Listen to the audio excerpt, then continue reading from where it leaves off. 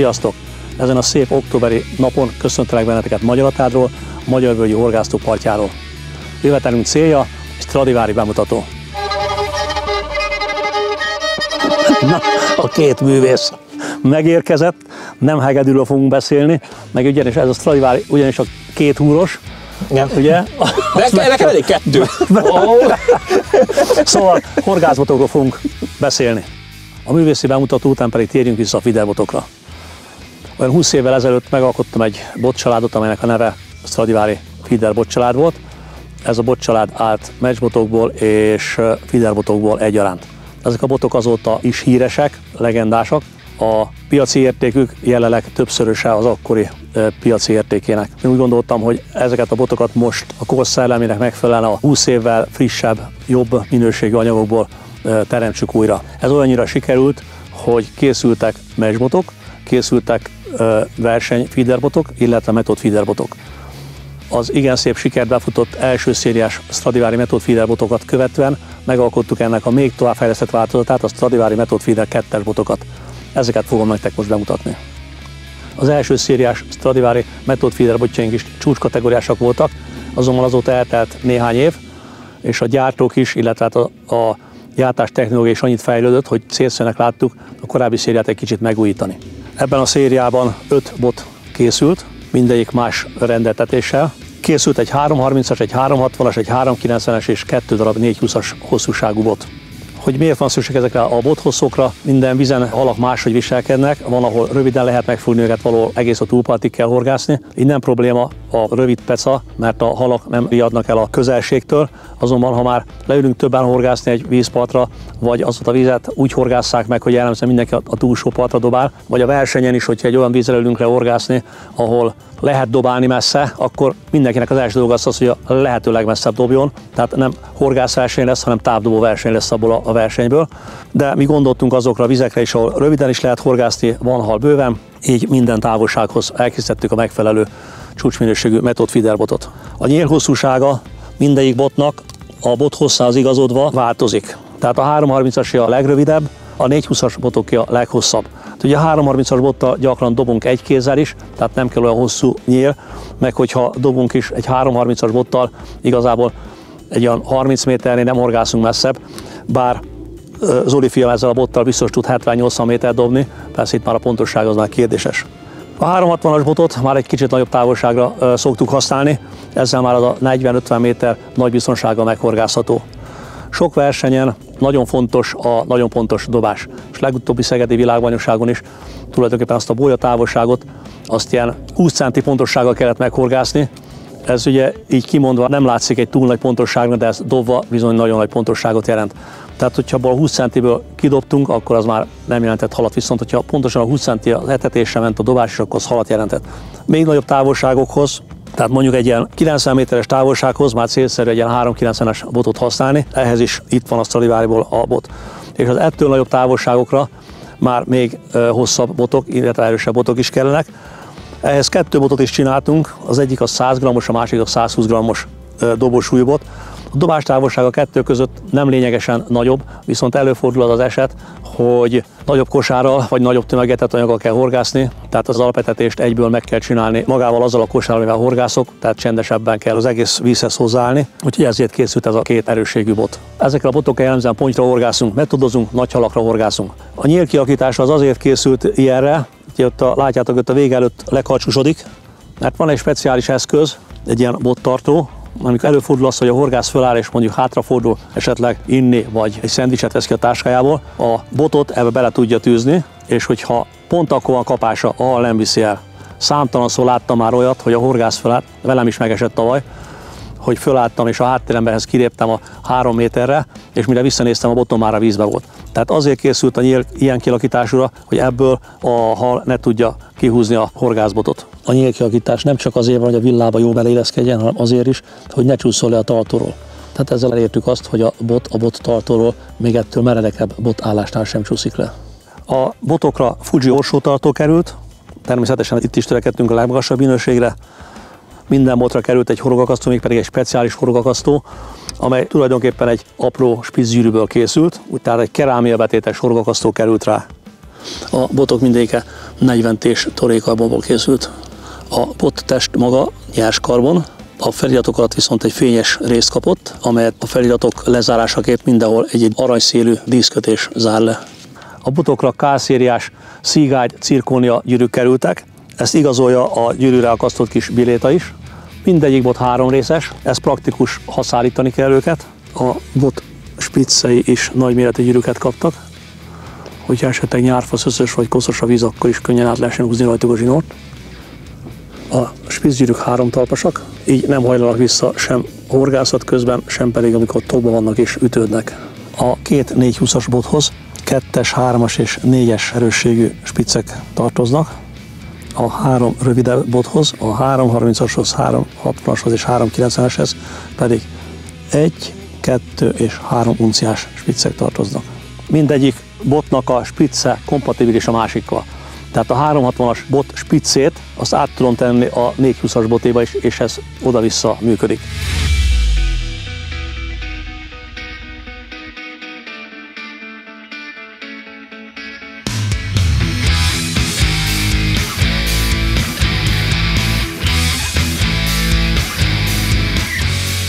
Horgászatnál a második legfontosabb dolog, mi legyen a napi menü, mi kerüljön a tálcára, mivel próbáljunk meg ma halat fogni.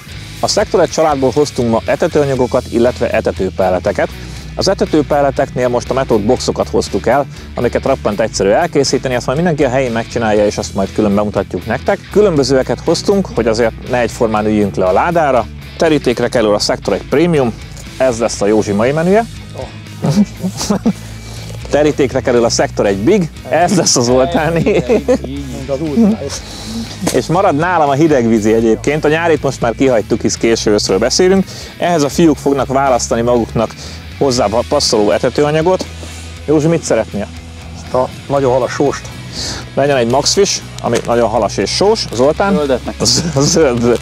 Zöldet. Talán a legfinomabb szemcsés Method etetőanyagunk. Nekem maradt a 2 édes közül a fekete, az F1 Dark, ez egy édes halas vonal lesz, ezzel fogunk sapkázni, panírozni, és meglátjuk, hogy melyik lesz a végén a legjobb.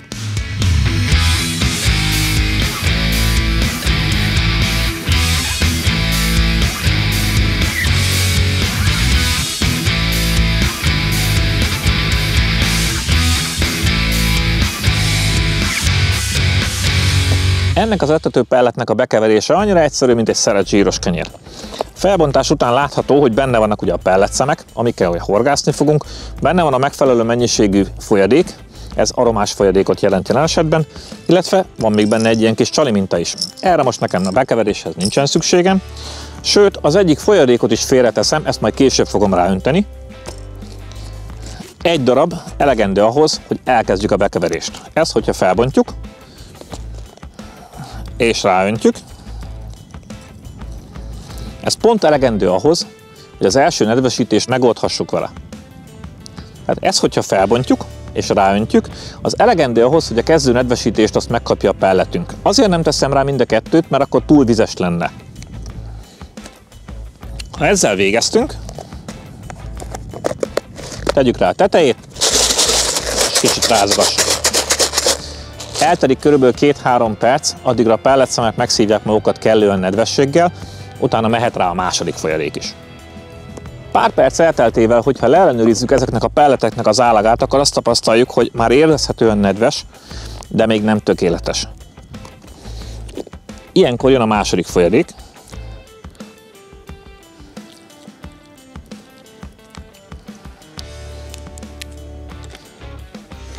Ezt is megkapja az egészet, visszazárjuk a doboztetőt, és még egy keveset rázogatni fogjuk. Körülbelül 3-4 perc kell ahhoz, hogy ez megfelelő állagúra kerüljön, és utána már horgászatra alkalmas lesz.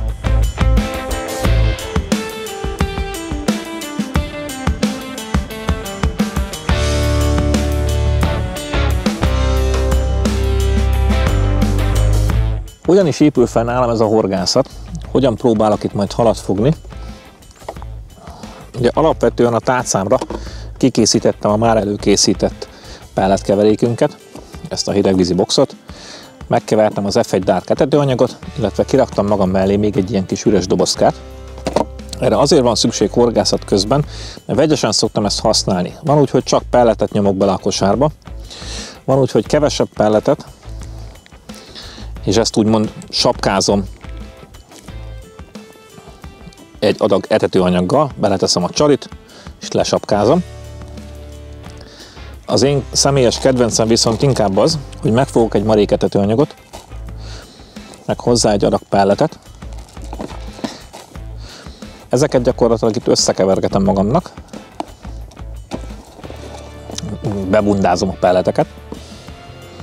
Teszek egy kevés pelletet alulra, és ezzel a bebundázott pellettel fogom úgymond lesapkázni ezt a csalit. A két réteg közé kerül a csali, kicsit meg szoktam nyomni, hogy kerüljön a felső rétegbe. Ezt jó erősen megnyomom, mert egy elég nagy vízről van szó. Hál' Istennek egy szilikonos töltőszerszám van a kezemben, tehát ez nem fogja szétverni a kezemet, és utána ezt a töltetet fogom bejuttatni a túloldalra. Nekem ez a 390-es bot, ez kerek 100 méterre van kihúzva. Ezt már ülve nem tudom megdobni, legalábbis én, biztos van sok mindenki, aki meg tudja ezt dobni. A 360-as botot, azt pedig egy ilyen 50 méter körüli távolságra tettem be, ezt egy ilyen keresőhorgászatra szánom, azzal pedig próbálok egy helyre dobálni.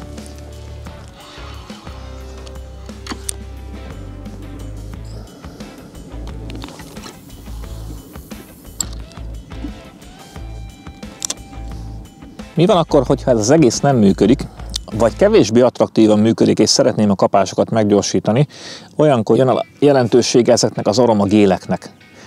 Ebből én többfélét tartok magamnál, szám szerint általában 10 félét, mert annyit lehet egy versenyen. Ebből van belőle májas, van belőle epres, van belőle ez a kedvencem, ez a GLM, illetve egy 2025-ös újdonság, ez a duriános. Ezeket szoktam egyébként óvatosan megkenni a kosarat, nem viszem először túlzásba, ha azt látom, hogy jól reagál a hal, akkor folyamatosan lehet ezeknek a mennyiségét egyébként növelni, de a saját tapasztalatom az, hogy csak nézem közben a botokat is, hogy 2-3 dobás után általában abba kell hagyni, és utána natur dobásokkal kell folytatni. Közben fogjunk egy halat.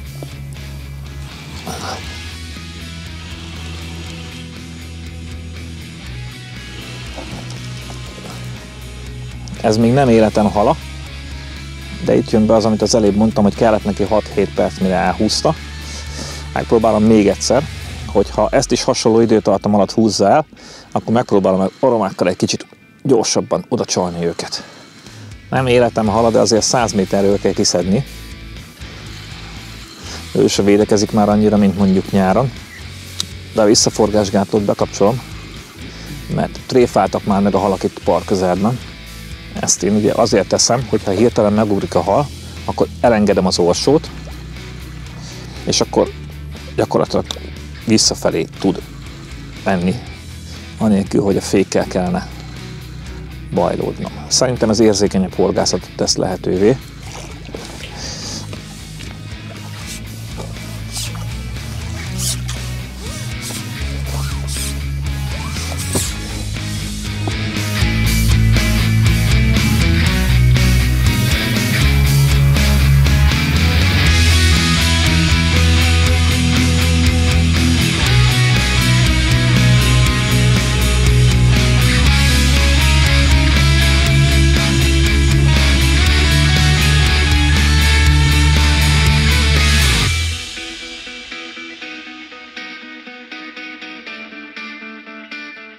Mint minden botunknál, a Stradivari botcsaládnál is rendkívül figyelünk a minőségre, ezt pedig úgy tudjuk legjobban elérni, hogyha előzetesen sokat tesztelünk.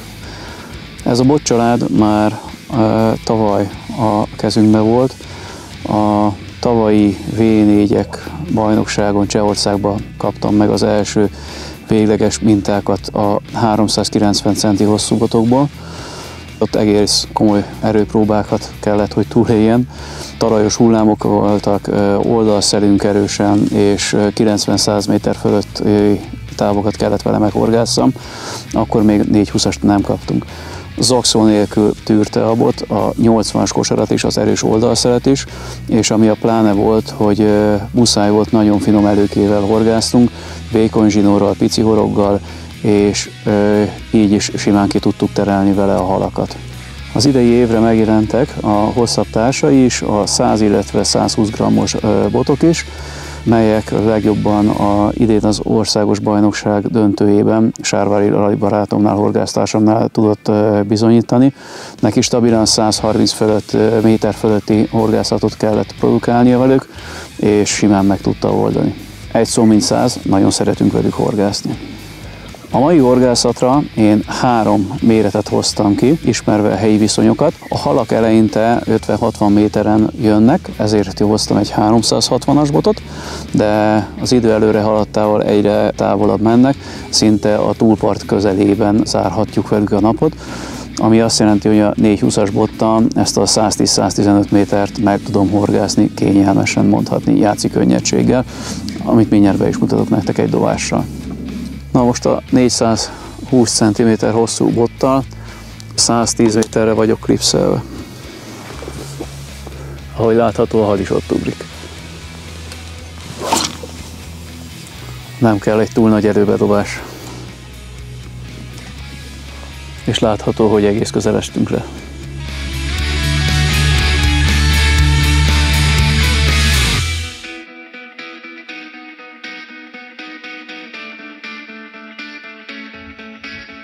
Viszonylag gyorsan, 1 percen belül elcsavarta az előbbi dobás, amit láttatok. És nem is egy ilyen rossz hal. Jelenleg is 14-es horoggal horgászom, nem egy nagy, 16-os előkével, és minden további nélkül szépen ki tudom vele fárasztani onnét messziről is. Anélkül, hogy erőltetnem kéne.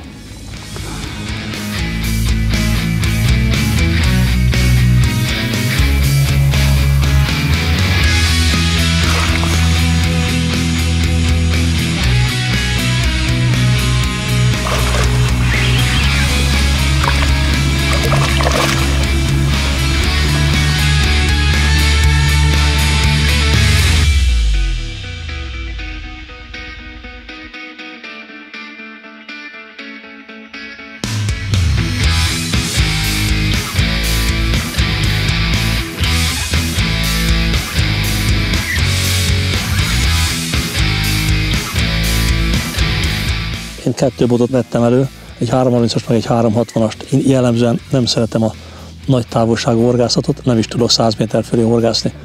Jobban szeretem megoldani a halfogást ilyen rövid távokon. A jövő évre új botokat, botszériát nem terveztünk. Úgy gondoljuk, hogy ez a jelenleg meglévő választék, ez bőven lefedi azt a területet, amit mi szándékoztunk lefedni. Ellenben jövőre jön néhány új tartozék is, inkább azt mondom kiegészítő. Ilyenek lesznek a merítőnyelek, például a Stradivari pontyos merítőnyelek, amelyeknek a mintadarabjait itt most használjuk ennél a horgászatnál is.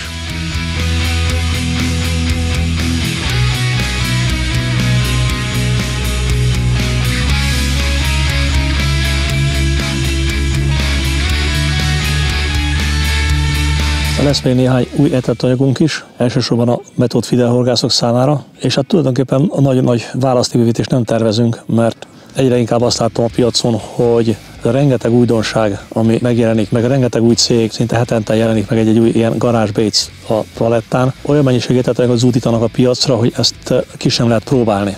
Megvan az én álláspontom, hogy a metód csaliknál tulajdonképpen 4, pontosabban egy 5 színnel az egész metód horgászatot le lehet fedni. Tehát ehhez kell egy fehér, egy narancssárga, egy citromsárga és egy pink szín, illetve kell hozzá egy barna, időnként rendkívüli esetekben, és ezzel tulajdonképpen az egész metód horgászat lefedhető. A narancssárga jellemzően a legfogósabb szín, szinte minden körülmények között használható. A citromsárga és a fehér hasonlók egymáshoz, itt is csak árnyalati különbség van. Reggeli időszakban, amikor még a fényviszonyok olyanok, hogy nem süt rá a nap rendesen a vízre, akkor jól használhatók. Ugyanez a különbség a pink és a narancssárga között is csak árnyalat van. Jelenlegi tudásunk szerint a halak a víz alatt színeket nem tudnak megkülönböztetni, inkább árnyalatokat. És hát ezek az árnyalatok azok, amiket én úgy gondolom, hogy a halak meg tudnak különböztetni. Soha más színekkel én halakat nem fogtam, mint ezekkel. Természetesen ezeknek lehet olyan választék, hogy kisebb vagy nagyobb, ezek adják a lehetőséget, de a szín nem fog változni. Aztán lehet még olyan is, hogy különböző gyártók ugye nem tudják egymásról, hogy milyen összetételek ezek a csalik. A csaliknak a lebegő képessége lehet még különböző, ezért érdemes váltani időnként csali gyártók között is csalikat, de maga a szín az nem fog változni.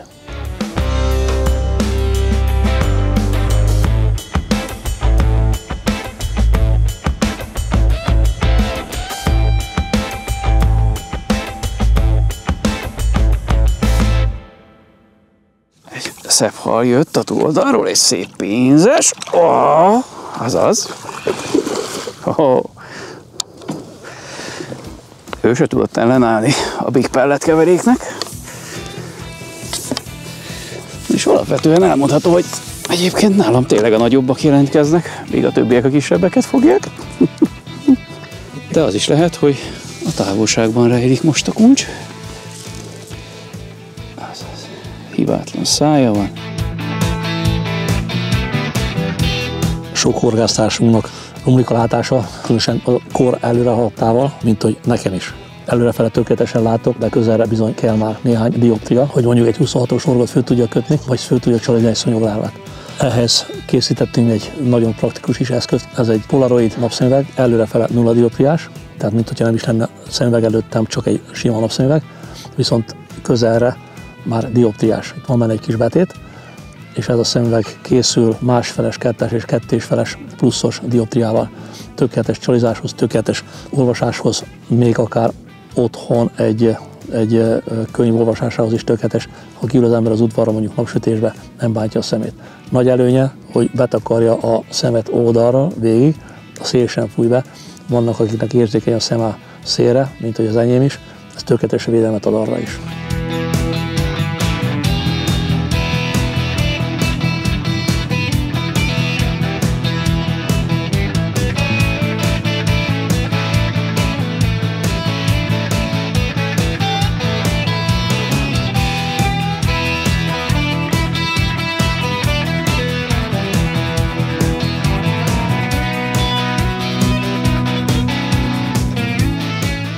A mai horgászkalandot a Magyaratádi Magyarvölgyi Horgásztavon befejeztük. Ezt összekötöttük egy nagyon kellemes Stradivari Method Feederbolt bemutatóval, amelynek volt egy száraz tesztje, ahol azt hiszem tüvéről hegyire elmondtam a botnak minden tulajdonságát, paraméterét, jellemzőjét. Ezt követte egy nedves teszt, amit láttatok itt a filmen. Ehhez különösebben hozzáfűzni valónk már nincsen. A botokat eléritek a webshopunkban és a partner horgászboltjainkban. Sziasztok! Sziasztok!